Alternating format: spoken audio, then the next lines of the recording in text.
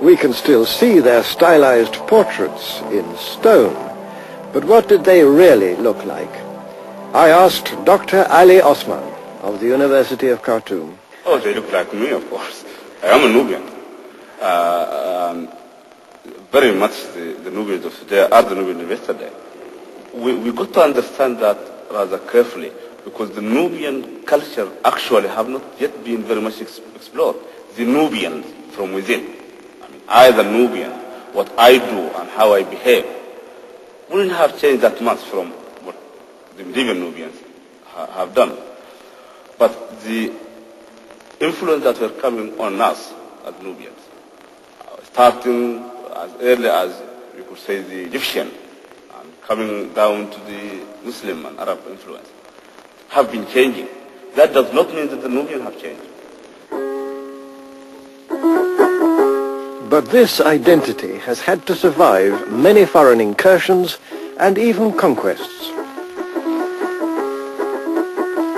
At one time, Meroe fell before the invading armies of Aksum, another ancient kingdom high in the mountains of what is now Ethiopia. In more recent times, the Turks and the British have sent in their armies of occupation. Most lasting of all has been the influence of Islam.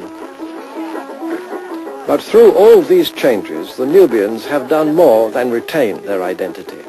Just as they absorbed influences from elsewhere, so they too have had a deep cultural impact on their neighbors.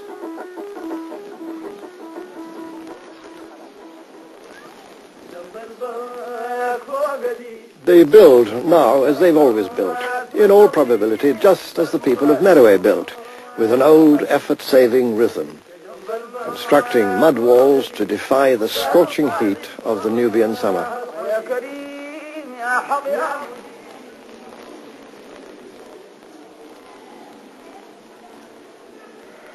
Their beds are no different from those of their ancient ancestors, like this one in Khartoum Museum, with a pattern of headrest which is much the same here and right across Africa as those of 5,000 years ago. And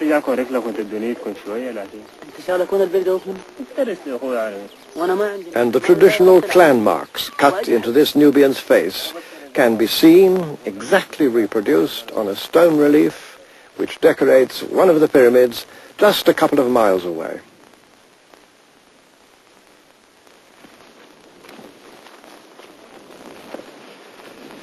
It's been said that Meroe was the Birmingham of ancient Africa.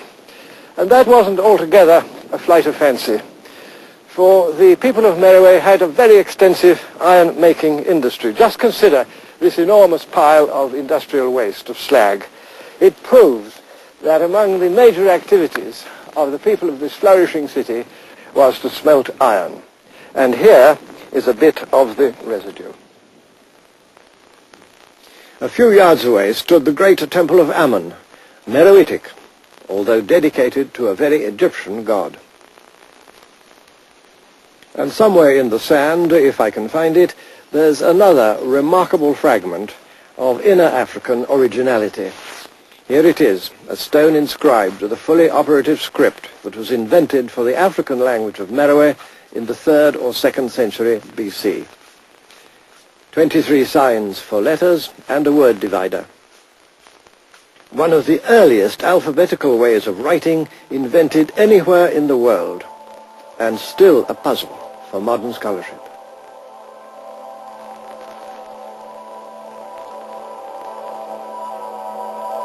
In wealthy houses surrounding the temple were found some of the comforts and enjoyments of Meroitic life.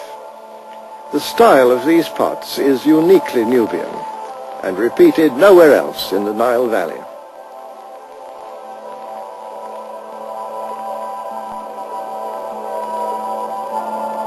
Half a day's journey from Meroe by modern transport, a little further into the sand and rock of the Butana Desert, there stands another complex of stone buildings, this time dedicated to the gods of Kush and not to the gods of Egypt. Nowadays this place is called Musawarat.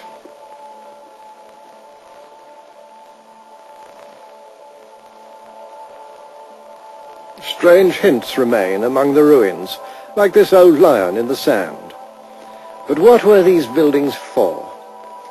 Perhaps the kings of ancient Kush strolled beneath these colonnades. Historians have offered this or that explanation.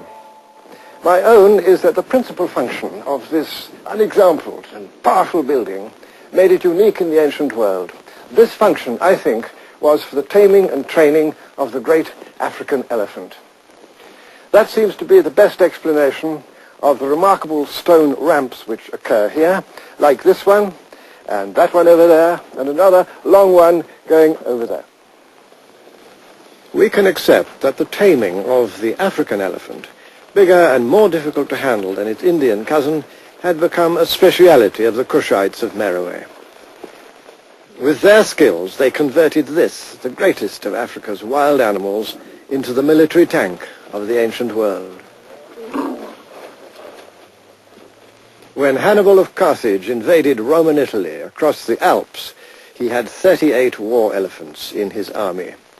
The skills of the elephant trainers of Musawarat may well have contributed to that legendary feat.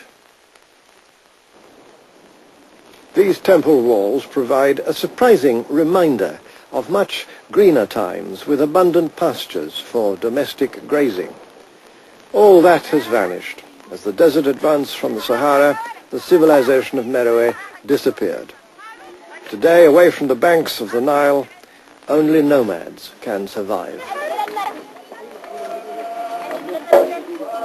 This well has never been known to run dry. The scene is exactly as it was when I first came here, some 30 years ago, and I doubt if it's changed very much in 1,000 years.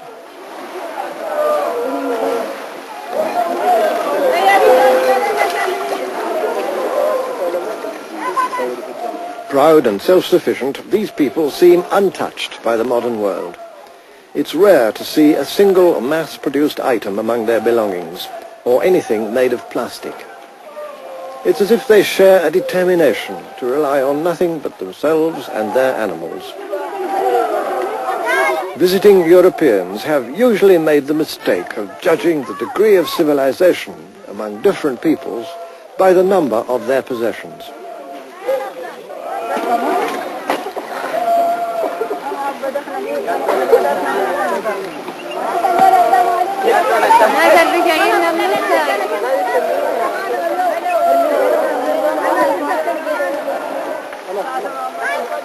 The ancient traditions of these nomads reach back to the very beginnings of history.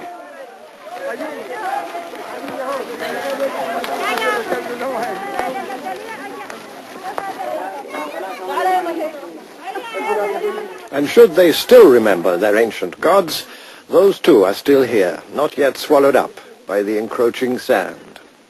Here at Naga, there's an even more remarkable mixture of local and imported influences.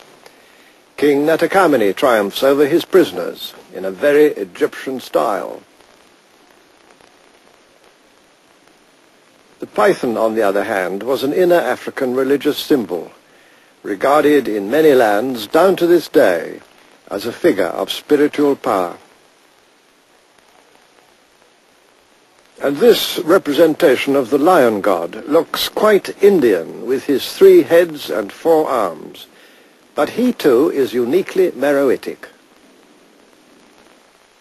The kingdom of Kush collapsed in the 4th century AD, but evidence has recently come to light that some of its people migrated across the plains of Kordofan towards the Nuba Hills.